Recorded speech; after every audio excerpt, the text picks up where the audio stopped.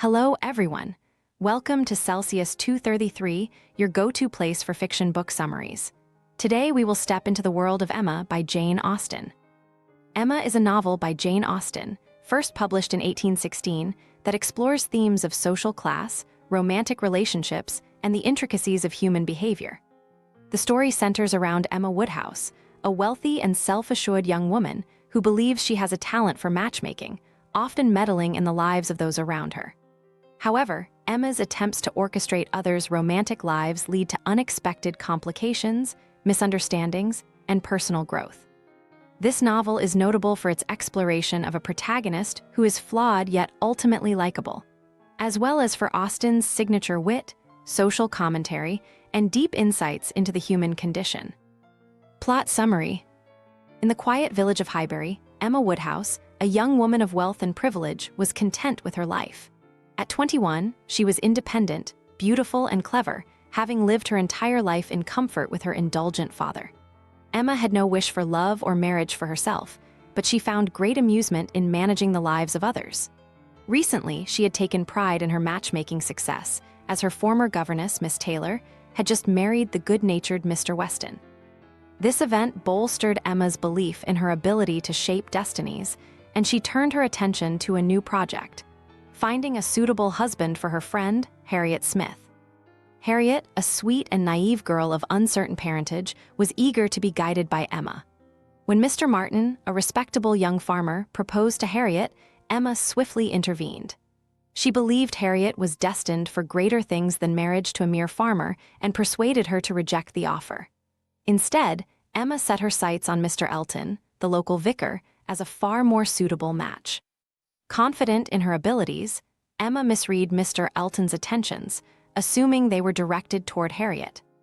As Emma orchestrated opportunities for Harriet and Mr. Elton to spend time together, she believed her plan was unfolding smoothly. It was only during a carriage ride after a Christmas party that Emma realized how wrong she had been. Mr. Elton, far from being interested in Harriet, professed his love for Emma herself.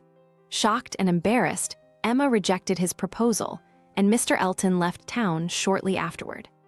His return with a new wife in tow, Mrs. Elton, a vain and self-important woman, only deepened Emma's regret for her earlier actions. Meanwhile, Mr. Weston's son, Frank Churchill, arrived in Highbury.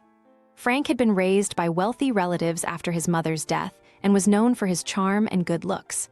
His arrival caused quite a stir in the village, and Emma soon found herself drawn to him. Frank's flirtatious behavior, particularly toward Emma, made her think he might be a suitable match for herself. But she also suspected he harbored feelings for the reserved and elegant Jane Fairfax, a young woman who had returned to Highbury to stay with her impoverished aunt, Miss Bates. Jane was everything Emma was not: quiet, accomplished, and without Emma's financial independence. Though Emma felt a sense of rivalry with Jane, particularly over Frank's attention, she dismissed these feelings, believing that Frank's playful flirtations with her signaled something more. Yet, even as Emma entertained romantic notions about Frank, she never truly loved him. Instead, she found herself caught in the excitement of his presence and the mystery of his actions. Amid these social entanglements, Harriet's affections shifted once again. Having been encouraged by Emma to set her sights higher, Harriet now believed she was in love with a man of superior status. Emma, assuming Harriet's admiration was for Frank Churchill, supported the idea. But when Harriet confided that it was Mr. Knightley, Emma's longtime friend and confidant, who had captured her heart, Emma's world was shaken. Suddenly, Emma realized that she, too, had feelings for Mr. Knightley. She had always relied on him as a friend and advisor, but now she saw him in a new light. With this realization came fear that her interference in Harriet's life had pushed her dearest friend into the arms of another. Emma, who had never before contemplated love for herself, now found herself in love with Mr. Knightley, yet uncertain if he could ever feel the same.